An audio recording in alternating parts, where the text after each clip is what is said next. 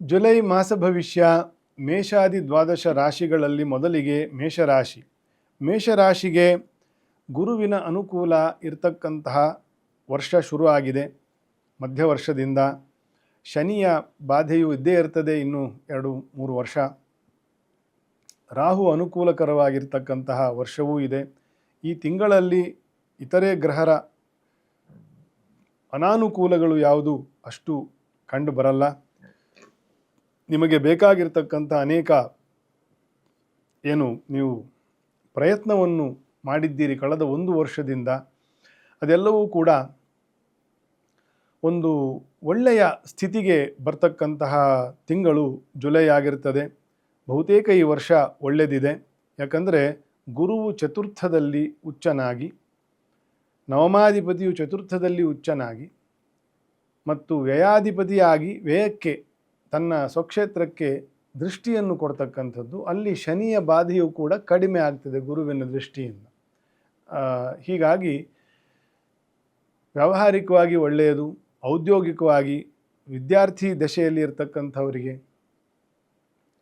ರಾಜರಿಗೆ ಅಥವಾ ಮ್ಯಾನೇಜ್ಮೆಂಟ್ಸ್ ಕೇಡರಲ್ಲಿ ಇರ್ತಕ್ಕಂಥವರಿಗೆ, ಆರ್ಮಿಯಲ್ಲಿ ಇರ್ತಕ್ಕಂಥವರಿಗೆ, ಪೊಲೀಸರಿಗೆ, ಆರಕ್ಷಕ ದಳ ಇತ್ಯಾದಿ ಅಡ್ಮಿನಿಸ್ಟ್ರೇಟಿವ್ ವಿಷಯದಲ್ಲಿ ಇರ್ತಕ್ಕಂಥವರಿಗೆ ಸಾಕಷ್ಟು ಒಳ್ಳೆಯ ತಿಂಗಳು ಶುರುವಾಗಿದೆ ಜುಲೈ ಮಾಸ. ಶ್ರಮಕ್ಕೆ ಎಷ್ಟು ಇದೆಯೋ ಅಷ್ಟು ತಕ್ಕನಾಗಿರ್ತಕ್ಕಂತಹ ಪ್ರತಿಫಲವನ್ನು ನೀವು ಪಡಿತೀರಿ. ಆದಾಯವೂ ಕೂಡ ಉತ್ತಮವಾಗಿರ್ತದೆ. ಗ್ರಹಾರಿಷ್ಟಗಳು ಅಂತಕ್ಕಂಥದ್ದು ಆಗಾಗ ಬದಲಾಗ್ತಾ ಇರ್ತದೆ. ತಿಂಗಳ ಕೊನೆಯಲ್ಲಿ ಅಥವಾ ಜುಲೈ ಮಧ್ಯದಿಂದ ಶನಿಯು ಕೂಡ ವಕ್ರಿ ಆಗ್ತಾನೆ. ಅವು ಸ್ವಲ್ಪ ದೋಷಕರವಾಗಿರ್ತದೆ ಮೇಷರಾಶಿಯವರಿಗೆ. ಶನಿಯು ವಕ್ರವಾದರೆ ಇಡೀ ಜಗತ್ತಿಗೇ ವಕ್ರವೇ, ಸಮಸ್ಯೆಯೇ. ಆದರೆ ಅದು ಮೇಷರಾಶಿಯವರಿಗೆ ಸ್ವಲ್ಪ ವಿಶೇಷವಾಗಿ ಸ್ವಲ್ಪ ಸಮಸ್ಯೆ ತರ್ತದೆ. ಹಾಗಾಗಿ ಲಕ್ಷ್ಮೀ ನರಸಿಂಹದೇವರನ್ನು ವಿಶೇಷವಾಗಿ ನೀವು ಆರಾಧನೆ ಮಾಡ್ತಾ ಇರಬೇಕು. ಕ್ಷೇತ್ರಗಳ ದರ್ಶನ, ಅಭಿಷೇಕ ಸೇವೆ ಇತ್ಯಾದಿಗಳನ್ನು ಚೆನ್ನಾಗಿ ಮಾಡ್ಕೊಳ್ತಾ ಮುಂದೆ ಹೋಗಬೇಕು, ಒಳ್ಳೆಯದಾಗ್ತದೆ. ಮುಂದೆ ವೃಷಭ ರಾಶಿ. ವೃಷಭ ರಾಶಿಗೆ ವ್ಯಾವಹಾರಿಕವಾಗಿ ಏನೂ ಒಳ್ಳೆಯದು, ಆದರೆ ಸ್ವಲ್ಪ ಒತ್ತಡದ ಸ್ಟ್ರೆಸ್ಡ್ ಆಗಿ ಇರ್ತಕ್ಕಂತಹ ತಿಂಗಳಾಗತ್ತೆ. ಸ್ವಲ್ಪ ತಾಳ್ಮೆಯನ್ನು ವಹಿಸೋದು ಒಳ್ಳೆಯದು. ಒಂದು ವೃಷಭ ರಾಶಿ ಅದೊಂದು ಗೂಳಿಯ ರಾಶಿ. ಎರಡನೇದು ಅಲ್ಲಿ ಕುಜ, ಗುರುಬಲ ಇಲ್ಲ.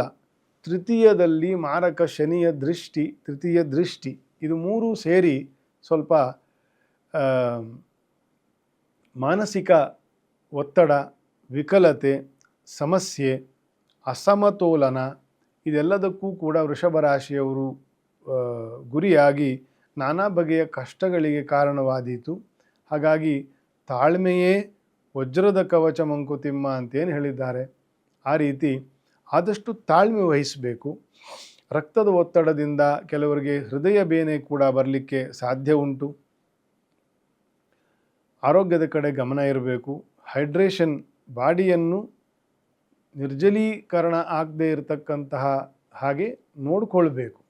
ಅನೇಕವಾಗಿರ್ತಕ್ಕಂತಹ ಮಿಡ್ ಏಜ್ನಲ್ಲಿರೋರಿಗೆ ಫೆಟಿಗ್ನೆಸ್ ಬರೋದು, ಆಯಾಸ ಆಗೋದು, ಪದೇ ಪದೇ ಏನು ಶ್ರಮ ಇಲ್ಲದೆ ಹೋದ್ರೂ ಏನಾರ ಬೆವರು ಬಂದರೆ ಮೈಯಲ್ಲಿ ಅದನ್ನು ಗಮನಿಸ್ಕೊಳ್ಬೇಕು. ಅದನ್ನು ಡಿಹೈಡ್ರೇಷನ್ಗೆ ಕಾರಣ ಆಗ್ತದೆ. ಡಿಹೈಡ್ರೇಷನ್ನು ವೀಕ್ನೆಸ್ಗೆ ಕಾರಣ ಆಗುತ್ತೆ. ವೀಕ್ನೆಸ್ಗೆ ಹಾರ್ಟ್ ಪ್ರಾಬ್ಲಮ್ಗಳು ಬರ್ತದೆ. ಒಂದಕ್ಕೊಂದಕ್ಕೆ ಲಿಂಕ್ ಇರ್ತದೆ. ಯಾವಾಗ ಈ ಪಾಪದೃಷ್ಟಿಯ ಯೋಗ, ಕುಜನ ಸಂಚಾರ, ಗುರುಬಲ ಇಲ್ಲದೇ ಇರತಕ್ಕಂಥದ್ದು ಇದೆಲ್ಲ ಇದ್ದಾಗ ಸ್ವಲ್ಪ ಇದ್ರ ಬಗ್ಗೆ ಎಲ್ಲ ಗಮನವನ್ನು ವಹಿಸಬೇಕು. ಶನಿಯ ವಕ್ರೀಚಾರ ದೋಷವೂ ಇದೆ ಅಂತ ಹೇಳಿದ್ದೀನಿ. ಅದು ಈಗಿಲ್ಲ, ಇನ್ನು ಮುಂದೆ ಇನ್ನೊಂದು 2-3 ವಾರದಲ್ಲಿ ಶುರು ಆಗ್ತದೆ. ಬಹಳ ಜಾಗ್ರತೆ ಬೇಕು. ಗ್ರಹಶಾಂತಿ ಹೋಮವನ್ನು, ಕಳಶ ಪೂಜೆ, ದಾನಾದಿಗಳನ್ನು ವಿಧಿವತ್ತಾಗಿ ಮಾಡಿಕೊಂಡು ಅದು ನಿಮಗೆ ಅನುಕೂಲ ಇಲ್ಲ ಅಂತಂತಂದರೆ ಪ್ರತಿ ಮಂಗಳವಾರ ಮತ್ತು ಶನಿವಾರ ಲಕ್ಷ್ಮೀ ನರಸಿಂಹದೇವರ ದರ್ಶನ, ಪ್ರದಕ್ಷಿಣಾ ನಮಸ್ಕಾರ ಭಕ್ತಿಯಿಂದ ಮತ್ತು ಅಶ್ವತ್ಥ ಪ್ರದಕ್ಷಿಣೆ ಇದನ್ನು ಕೈಲಾದಷ್ಟು ಮಾಡ್ತಾ ಹೋಗ್ತಾ ಇರಬೇಕು. ಅದರಿಂದಲೂ ಕೂಡ ಎಲ್ಲ ಗ್ರಹ ದೋಷಗಳು ಕೂಡ ಅಥವಾ ಕ್ರೂರ ಗ್ರಹಾರಿಷ್ಟ ವಿನಶ್ಯಂತೆ ಅಶ್ವತ್ಥ ಪ್ರದಕ್ಷಿಣಂ ದಿನೇ ದಿನೇ ಅಂತಂತ. ಯಾವುದೇ ಬಗೆಯ ಕ್ರೂರ ಭಾವಗಳು ನಮ್ಮ ಮನಸ್ಸಿನಲ್ಲೂ ಹೇಳ್ತಕ್ಕಂತಹ ಅನೇಕ ಕ್ರೂರ ಭಾವಗಳು ಇದೆಲ್ಲವೂ ಕೂಡ ಅಶ್ವತ್ಥ ಪ್ರದಕ್ಷಿಣೆಯ ಸೇವೆಯಿಂದ ಪರಿಹಾರ ಆಗ್ತದೆ ಅಂತಲೂ ಕೂಡ ಇದೆ. ಅದನ್ನು ಮಾಡಿಕೊಳ್ಳುವುದು ಒಳ್ಳೆಯದು. ಮುಂದುವರೆದು ಮಿಥುನ ರಾಶಿ, ಉತ್ತಮವಾಗಿರ್ತಕ್ಕಂತಹ ಗುರುಬಲ ಇದೆ. ಅಂಥ ಸಮಸ್ಯೆಗಳ ತಿಂಗಳೇನಲ್ಲ. ಶುಭ ಕಾರ್ಯಗಳು ಕೂಡ ಚೆನ್ನಾಗಿ ನಡೀತದೆ. ಮದುವೆ ಆಗಲಿ, ಸಂಬಂಧಗಳಾಗಲಿ, ಮಕ್ಕಳಾಗಲಿ, ಅವರಿಗೆ ಸಂಬಂಧಪಟ್ಟಿರ್ತಕ್ಕಂಥ ವಿದ್ಯಾಭ್ಯಾಸಗಳಿಗಾಗಲಿ ಅಥವಾ ವಿದ್ಯಾರ್ಥಿಗಳಿಗಾಗಲಿ ಇದು ಅತ್ಯುತ್ತಮವಾಗಿರ್ತಕ್ಕಂತಹ ಮಧ್ಯವರ್ಷ ಶುರು ಆಗಿರ್ತಕ್ಕಂಥದ್ದು. ಜುಲೈ ಮಾಸದಲ್ಲಿ ಅದಕ್ಕೆ ಸಂಬಂಧಪಟ್ಟಿರುವಂಥ ಅನೇಕ ಒಳ್ಳೆಯ ಫಲವನ್ನು, ಒಳ್ಳೆಯ ಮನಸ್ಥಿತಿಯನ್ನು, ನಾನು ಹೇಳುವುದೇನೆಂದರೆ ಒಳ್ಳೆಯ ಫಲ ಕೆಟ್ಟ ಫಲ ಅಂತನ್ನೋದು ಅದರ ಜಾಗದಲ್ಲಿ ಬರ್ತಾ ಇರ್ತದೆ, ಹೋಗ್ತಾ ಇರ್ತದೆ ನಮ್ಮ ಕರ್ಮದಂತೆ. ಆದರೆ ನಮಗೆ ಯಾವಾಗ ಒಳ್ಳೆಯದಾಗ್ತಾ ಇದೆ ಅಂತ ನಮಗೆ ಅರ್ಥ ಆಗುತ್ತೆ ಅಂದರೆ ನಮ್ಮ ಮನಸ್ಸು ಒಂದು ಶುಭವಾಗಿ ಇದ್ದಾಗ ಅದನ್ನು ಅಬ್ಸರ್ವ್ ಮಾಡಿಕೊಳ್ಬೇಕು. ಯಾಕೆಂದರೆ ಮನಸ್ಸು ನಾವಲ್ಲ, ಮನಸ್ಸಿನ ಮೂಲಕ ನಮಗೆ ಪ್ರಪಂಚದ ಅರಿವಾಗ್ತದೆ ಅಂತ ನಾವೆಲ್ಲ ಬಲ್ಲವು. ಹಾಗಾಗಿ ಯಾವಾಗೆಲ್ಲ ನಮಗೆ ಒಂದು ಮನಸ್ಸಿನ ಶಾಂತಿ ಇರ್ತದೆ, ಪ್ರಸನ್ನತೆ ಇರ್ತದೆ, ಒಂದು ಆ್ಯಕ್ಟಿವಿಟಿ, ಪ್ರೋ ಆ್ಯಕ್ಟಿವ್ ಅಂತ ಏನು ಹೇಳ್ತೀವಿ, ಆ ರೀತಿ ನಮ್ಮ ಮನಸ್ಸು ಇದ್ದಾಗ ನಮಗೇನೋ ಒಳ್ಳೆಯದಾಗ್ತಾ ಇದೆ ಅಥವಾ ಏನೋ ಒಳ್ಳೆಯದಾಗುತ್ತೆ ಅಂತ ಅನ್ನೋದನ್ನು ನಾವು ಕಾಣ್ತೇವೆ. ಸೊ ಎಲ್ಲ ಒಳಿತಿಗೆ ದ್ವಿತೀಯ ಭಾವವು, ಚತುರ್ಥ ಭಾವವು, ಸಪ್ತಮ ಭಾವವು ಜ್ಯೋತಿಷ್ಯದಲ್ಲಿ ಬಹಳ ಇಂಪಾರ್ಟೆಂಟ್ ಸ್ಥಾನಗಳು. ಎಲ್ಲ ಒಳಿತಿಗೆ ಮಾನಸಿಕ, ದೈಹಿಕ, ಆಲೋಚನೆ, ವಾಕ್, ಮಾತು ಕೊಡ್ತಕ್ಕಂಥದ್ದು, ಮಾತು ಪಡಿತಕ್ಕಂಥದ್ದು, ಆದಾಯ ಗಳಿಸ್ತಕ್ಕಂಥದ್ದು, ಕೊಡ್ತಕ್ಕಂಥದ್ದು, ಅಭಯ, ರಕ್ಷೆ, ವಿದ್ಯೆ, ಮಂತ್ರ, ಮಂತ್ರಿ ಅಂದರೆ ನಮಗೆ ಬೇಕಾಗಿರ್ತಕ್ಕಂಥ ಸಮರ್ಥ ಜನರು, ಇದೆಲ್ಲಕ್ಕೂ ಕಾರಣ 2ನೇ ಮನೆ, 4ನೇ ಮನೆ, 7ನೇ ಮನೆಗಳು. ಹಾಗಾಗಿ 2ನೇ ಮನೆಯಲ್ಲೇ ಉಚ್ಚ ಗುರುವಿನ ಸಂಚಾರ ಶುರು ಆಗಿರ್ತಕ್ಕಂತಹ ಜಸ್ಟ್ 2ನೇ ತಿಂಗಳಲ್ಲಿ ಇದ್ದೀವಿ ಮಿಥುನ ರಾಶಿಯವರಿಗೆ. ಅದು ಒಳ್ಳೆಯ ಫಲವನ್ನು ನಿರೀಕ್ಷೆ ಮಾಡ್ತಕ್ಕಂಥ, ಪಡಿತಕ್ಕಂತಹ ತಿಂಗಳಿದೆ. ಸ್ವಲ್ಪ ದಾಂಪತ್ಯದಲ್ಲಿ ಸ್ವಲ್ಪ ಕಲಹಗ ಆದಿಗಳು ಆಗಲಿಕ್ಕೆ ಸಾಧ್ಯ ಉಂಟು. ಅಂದರೆ ದಂಪತಿಗಳು, ಯುವ ಜೋಡಿಗಳು ಅಥವಾ ಮನೆಯಲ್ಲಿ ಅಣ್ಣ ತಮ್ಮಂದಿರು, ಅಕ್ಕ ತಂಗಿಯರು, ಇವರಿಗೆ ಸ್ವಲ್ಪ ವಿರಸ ಬರ್ತಕ್ಕಂತಹ ಕೆಲವು ಸಾಧ್ಯತೆಗಳು ಉಂಟು. ಮಿಥುನ ರಾಶಿಯವರಿಗೆ ಸ್ವಲ್ಪ ಅದರ ಬಗ್ಗೆ ಜಾಗರೂಕವಾಗಿ ಇರಬೇಕು. ಹಾಗಾಗಿ ಶ್ರೀನಿವಾಸ ದೇವರ ಸೇವೆಯನ್ನು, ತುಳಸಿ ಅರ್ಚನೆಯಿಂದ, ನಮಸ್ಕಾರ, ಪ್ರದಕ್ಷಿಣೆ ನಮಸ್ಕಾರ ಸೇವೆಯಿಂದ ಮಿಥುನ ರಾಶಿಯವರು ಮುಂದುವರೆದರೆ ಬಹಳ ಮಂಗಲಕರ. ಮುಂದೆ ಸಾಗ್ತಾ ಕರ್ಕರಾಶಿ, ಜನ್ಮದಲ್ಲಿ ಗುರು ಇದ್ದರೆ ಅಷ್ಟು ಶುಭ ಅಲ್ಲ, ಸ್ವಲ್ಪ ಒತ್ತಡವೇ ಜಾಸ್ತಿ ಅಂತಂತ ಒಂದೆರಡು ಕಡೆ ಶ್ಲೋಕಕಾರರು ಹೇಳಿದ್ದಾರೆ. ಆದರೆ ವೃಷಭ ಮತ್ತು ಕುಂಭ, ವೃಷಭ ಮತ್ತು ಕರ್ಕರಾಶಿಯಲ್ಲಿ ಇದ್ದಾಗ, ಅದು ಜನ್ಮಗುರು ಆದಾಗ ಅವರಿಗೆ ಒಳ್ಳೆಯ ಅತ್ಯುತ್ತಮ ಗುರುಬಲ ಅಂತಂತಾನೆ ವಿಚಾರ ಹೇಳಿರ್ತಕ್ಕಂಥದ್ದು. ಉನ್ನತ ಸ್ಥಾನಮಾನ, ಸ್ತ್ರೀಯರಿಂದ ಸ್ತ್ರೀಯರಿಗೆ ಅಭಿಮಾನ ಮತ್ತು ಪ್ರಶಸ್ತಿಗಳು, ಮನ್ನಣೆ ಇತ್ಯಾದಿಗಳ ವೃದ್ಧಿ, ಇದಕ್ಕೆ ಸಂಬಂಧಪಟ್ಟಿರ್ತಕ್ಕಂಥ ಹೂಡಿಕೆಗಳು, ಭೂಮಿಯಲ್ಲಿ ವಾಸ, ಕೃಷಿಗೆ ಸಂಬಂಧಪಟ್ಟಿರ್ತಕ್ಕಂತಹ ಕೆಲಸಗಳು, ಇದೆಲ್ಲ ಅಭಿವೃದ್ಧಿ ಆಗ್ತಕ್ಕಂಥದ್ದು. ಇದೆಲ್ಲವೂ ಕೂಡ ಈ ಕರ್ಕರಾಶಿಯಲ್ಲಿ ಗುರುವಿನ ಸಂಚಾರ, ಶುಕ್ರನ ಸಂಚಾರ, ಶುಕ್ರ ಸಿಂಹರಾಶಿಗೆ ತಿಂಗಳ ಕೊನೆಯಲ್ಲಿ ಸಿಂಹರಾಶಿಯಲ್ಲಿ ಹೋಗ್ತಾನೆ ಮತ್ತು ರವಿಯು ಕೂಡ ಕರ್ಕರಾಶಿಗೆ ಬರ್ತಕ್ಕಂತಹ ಸಂದರ್ಭದಲ್ಲಿ ಇದೆಲ್ಲವನ್ನು ನಾವು ನಿರೀಕ್ಷೆ ಮಾಡ್ಬೋದು. ಅನೇಕ ಅಭೀಷ್ಟಗಳು ನೆರವೇರ್ತದೆ. ಶ್ರೀ ದುರ್ಗಾ ಸೇವೆ, ದುರ್ಗಾ ಕ್ಷೇತ್ರಗಳ ದರ್ಶನ ಇತ್ಯಾದಿ ಮಂಗಳಕರವಾಗಿರ್ತಕ್ಕಂತಹ ಕಾರ್ಯಗಳನ್ನು ಕೂಡ ಮಾಡೋದಕ್ಕೆ ಈ ಜುಲೈ ಮಾಸ ಮತ್ತು ವರ್ಷ ಋತು ದುರ್ಗಾ ಮಾಸ ಅಂತಂತಾನೆ. ಜ್ಯೇಷ್ಠ, ಆಷಾಢ, ಶ್ರಾವಣ ಈ 3 ತಿಂಗಳು ದುರ್ಗಾ ಮಾಸಗಳು ಅಂತಂತಾನೆ ಇರ್ತಕ್ಕಂಥದ್ದು. ಇಂತಹ ದುರ್ಗಾ ಸೇವೆಯನ್ನು ಮಾಡ್ತಾ ಮುಂದೆ ಹೋಗಿ. ಆ ನಂತರ ಸಿಂಹರಾಶಿ. ಸಿಂಹರಾಶಿಗೆ ಸ್ವಲ್ಪ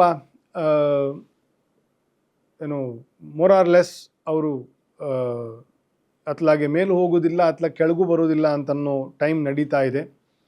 ಏಕಾದಶದಲ್ಲಿ ಇರ್ತಕ್ಕಂಥ ಗುರು ವ್ಯಯದಲ್ಲಿ ಬಂದಿರತಕ್ಕಂಥದ್ದು. ಸಪ್ತಮಾಷ್ಟಮ ಪಾಪಗ್ರಹರ ದೋಷ ಇದ್ದೇ ಇದೆ. ಜನ್ಮದಲ್ಲಿ ಕೇತುವಿನ ಸಂಚಾರ ಇದೆ. ಕುಜನ ದೃಷ್ಟಿಯೂ ನಿಮ್ಮ ರಾಶಿಗೆ ಇರ್ತಕ್ಕಂಥದ್ದು. ಹಾಗಾಗಿ ಓವರಾಲ್ ಒಂದು ಭೇಷ್ ಅಂತ ಹೇಳುವಂಥ ವರ್ಷ ಏನಲ್ಲ ಸಿಂಹರಾಶಿಗೆ. ಅಂದರೆ ಮಧ್ಯ ವರ್ಷದಿಂದ ಮುಂದೆ ಇನ್ನು ಮುಂದಿನ ಯುಗಾದಿ ಬರೋವರೆಗೂ. ಆದರೂ ಜುಲೈ ತಿಂಗಳಲ್ಲಿ ಕೆಲಸದ ಒತ್ತಡ, ಪಿತ್ತ ದೋಷ, ರಕ್ತದಲ್ಲಿ ಬರ್ತಕ್ಕಂತಹ ಕೆಲವು ದೋಷಗಳು, BP ಇರ್ಬೋದು, ಕೊಲೆಸ್ಟ್ರಾಲ್ ಇರ್ಬೋದು, ಇದೆಲ್ಲ ಸ್ವಲ್ಪ ದೋಷಗಳಾಗಲಿಕ್ಕೆ ಸಾಧ್ಯತೆ ಉಂಟು.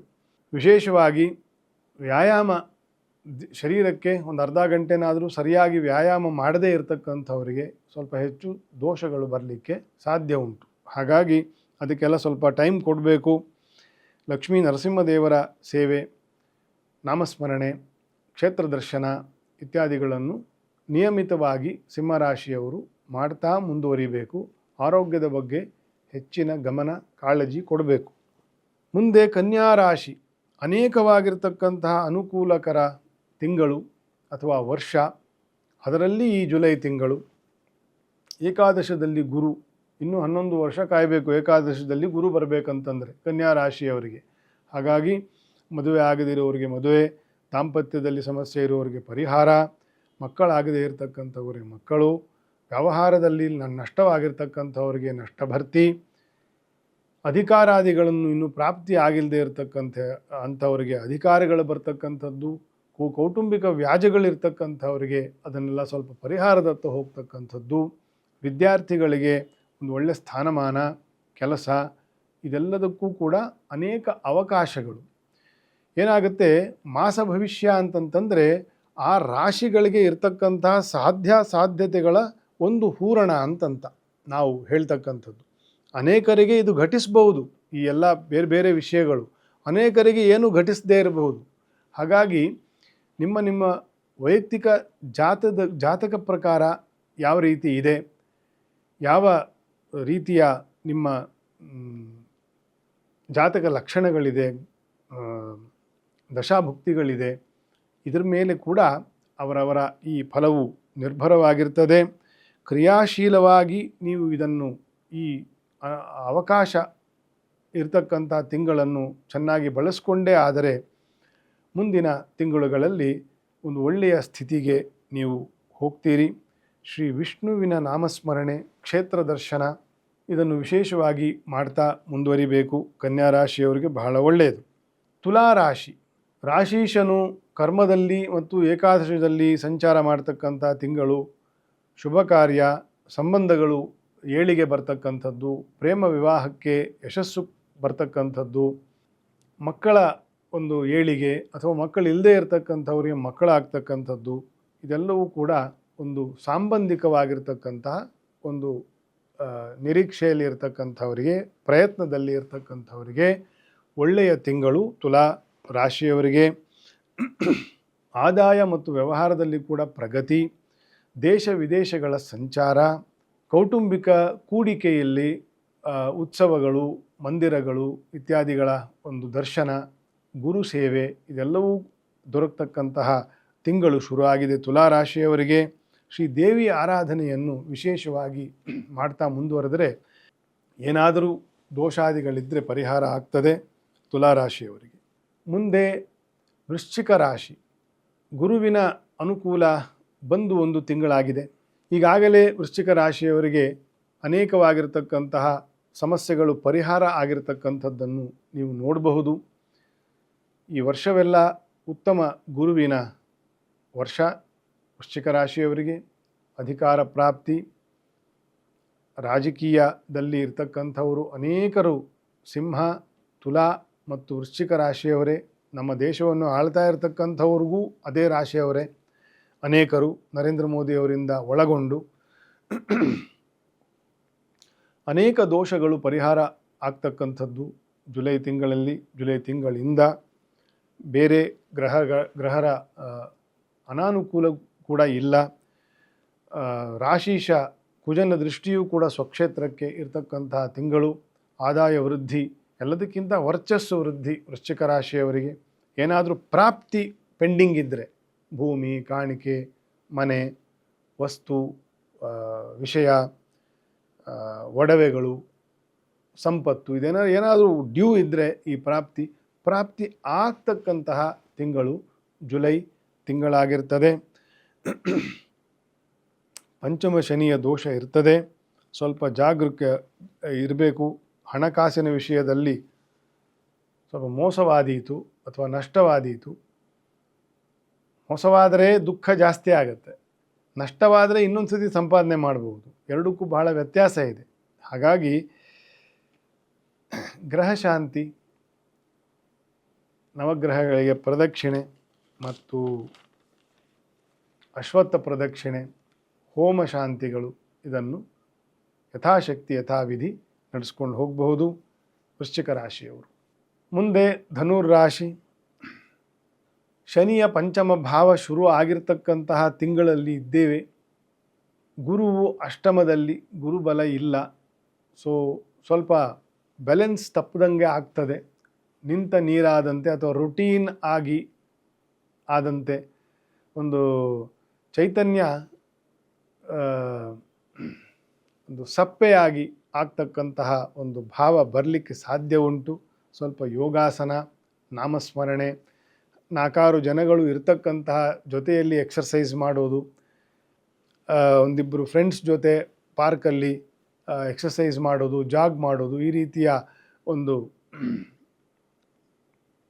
ಸೆಲ್ಫ್ ಇಂಪ್ರೂವ್ಮೆಂಟ್ಗೆ ಬೇಕಾಗಿರುವಂಥ ಆ್ಯಕ್ಟಿವಿಟೀಸ್ನಲ್ಲಿ ನೀವು ಮುಂದುವರಿಯಿರಿ, ಒಳ್ಳೆಯದಾಗ್ತದೆ. ಯಾಕಂದರೆ ಎಲ್ಲ ಟೈಮ್ ಚೆನ್ನಾಗಿರಬೇಕಾದ್ರೆ ಗುರು ಅನುಕೂಲದಲ್ಲಿರ್ತಾನೆ ಅಂತ ಅರ್ಥ. ನಮಗಿದೆಲ್ಲ ಸಮಸ್ಯೆಗಳು ಬರ್ತಾ ಇದೆ ಅಂತಂದರೆ ಗುರುವು ಡಲ್ ಆಗಿದ್ದಾನೆ ನಮಗಿಲ್ಲ ಅಂತಂತ. ಸೊ ನಾವೇ ಸ್ವಲ್ಪ ಗುರು ಸೇವೆ, ರುದ್ರಾಭಿಷೇಕ, ರಾಯರ ದರ್ಶನ, ನಮಸ್ಕಾರ ಸೇವೆಗಳು, ಈ ರೀತಿಯ ದೈವಿ ಕಾರ್ಯಗಳನ್ನು ಮಾಡ್ತಾ ನಮ್ಮ ಮನಸ್ಸನ್ನು ನಾವೇ ಸಂತೈಸ್ಕೊಳ್ಬೇಕು, ಟೈಮ್ ಚೆನ್ನಾಗಿಲ್ಲದೆ ಇರಬೇಕಾದ್ರೆ. ಧನುರ್ ರಾಶಿಯವರು. ಮುಂದೆ ಮಕರ ರಾಶಿ. ಸಪ್ತಮದಲ್ಲಿ ಉಚ್ಚ ಗುರು, 1 ತಿಂಗಳಾಗಿದೆ ಅಷ್ಟೇ, ಇನ್ನೂ ವರ್ಷವೆಲ್ಲ ಗುರುಬಲ. ವಿವಾಹಾದಿ ಯೋಗಗಳು, ಸಂಬಂಧಗಳು ಒಳ್ಳೆಯದಾಗ್ತದೆ. ಮನಸ್ತಾಪಗಳಿದ್ದರೆ ಅದನ್ನು ಪರಿಹಾರ ಮಾಡಿಕೊಳ್ಳಕ್ಕಂಥ ಅವಕಾಶ ಆಗ್ತದೆ. ಎಷ್ಟೋ ಸತಿ ಮನಸ್ತಾಪಗಳು ಇರಬೇಕಾದ್ರೆ ಇಬ್ಬರ ಮಧ್ಯ ಒಬ್ಬರಿಗೆ ಮನಸ್ಸಿರ್ತದೆ ಸರಿ ಮಾಡಿಕೊಳ್ಬೇಕು ಅಂತ, ಇನ್ನೊಬ್ಬನಿಗಿರಲ್ಲ. ಅವನು ಬೇಕಂತ ಮುಂದುವರಿಯಲ್ಲ,